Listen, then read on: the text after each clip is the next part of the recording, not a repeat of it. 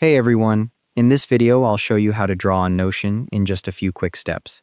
Notion doesn't have native drawing tools, so we'll be using Excalidraw, which embeds directly into your pages. Start by typing /Excalidraw anywhere on your Notion page.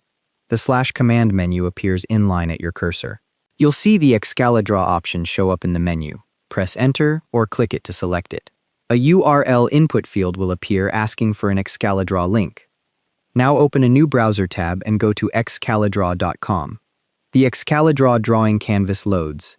It's a free web-based tool that works without needing an account.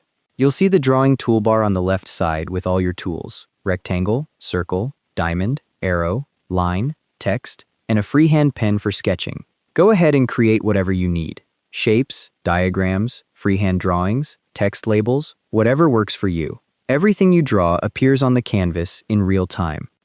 Once your drawing looks how you want it, you need to get the shareable link. Excalidraw actually saves your work to the URL automatically as you draw, so the easiest way is to just copy the entire URL from your browser address bar. It'll start with excalidraw.com, followed by a unique ID for your drawing. Copy that full URL. Switch back to your Notion tab where that embed field is still waiting. Paste the Excalidraw URL into the field.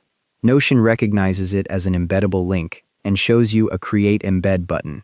Click that button or just press Enter. Your Excalidraw drawing appears embedded directly in the Notion page. You'll see the whole canvas right there in your document. You can resize the embed by dragging the black bars that appear on the sides.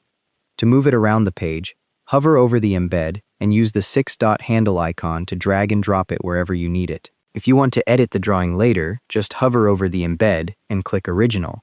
That takes you back to Excalidraw, where any changes you make will automatically update in your Notion page. You can also drag embeds into columns if you want multiple drawings side by side.